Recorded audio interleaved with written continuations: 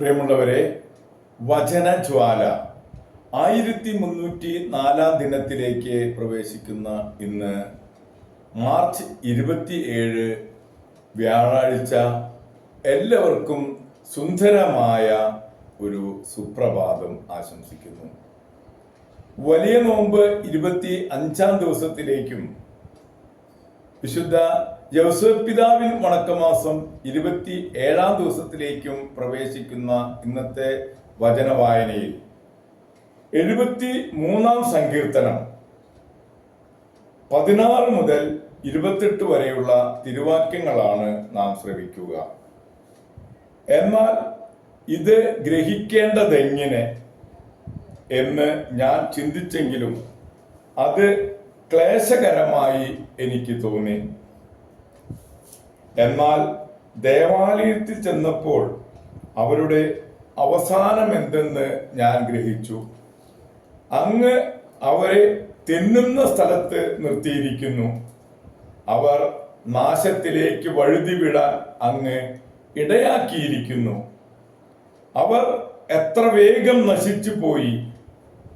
ഭീകരതകളാൽ അവർ നിശേഷം തൂത്തെറിയപ്പെട്ടു. ഉണരുമ്പോൾ മായുന്ന സ്വപ്നം പോലെയാണ് അവർ. അങ്ങ് ഉണർന്ന് അവരെ കുടഞ്ഞെറിയുന്നു. എൻ്റെ ആത്മാവിൽ കയ്പ് നിറഞ്ഞപ്പോൾ, എൻ്റെ ഹൃദയത്തിന് മുറിവേറ്റപ്പോൾ ഞാൻ മൂഢനും അജ്ഞനുമായിരുന്നു.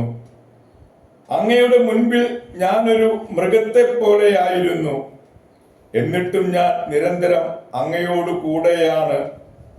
അവിടുന്ന് എൻ്റെ വലത്തു കൈ ഗ്രഹിച്ചിരിക്കുന്നു. ഉപദേശം തന്ന് അങ്ങ് എന്നെ നയിക്കുന്നു.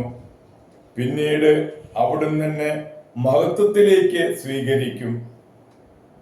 സ്വർഗത്തിൽ അങ്ങല്ലാതെ ആരാണ് എനിക്കുള്ളത്? ഭൂമിയും അങ്ങയെ അല്ലാതെ ഞാൻ ആരെയും ആഗ്രഹിക്കുന്നില്ല. എന്റെ ശരീരവും മനസ്സും ക്ഷീണിച്ചു പോയേക്കാം. എന്നാൽ ദൈവമാണ് എൻ്റെ ബലം. അവിടുന്നാണ് എന്നേക്കുമുള്ള എൻ്റെ ഓഹരി. എന്തെന്നാൽ അങ്ങിൽ നിന്ന് അകന്നു നിൽക്കുന്നവർ നശിച്ചു പോകും.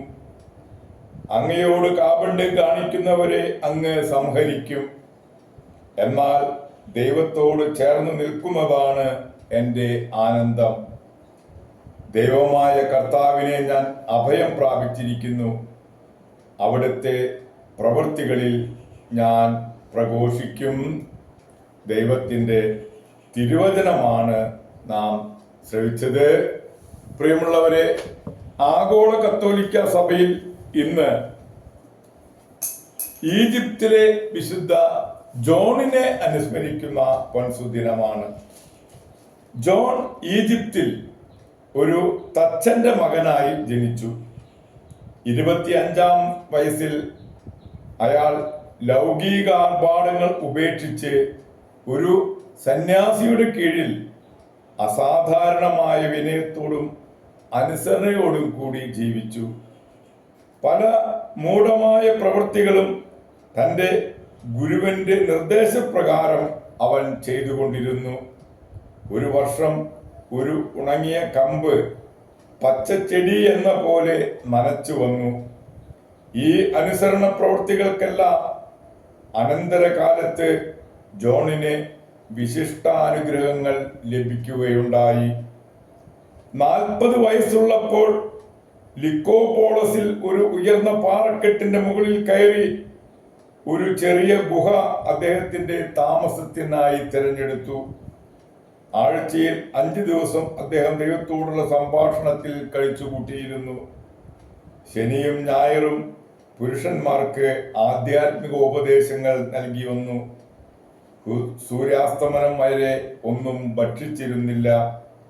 അതിനുശേഷമാണെങ്കിലും വളരെ കുറച്ചു മാത്രം.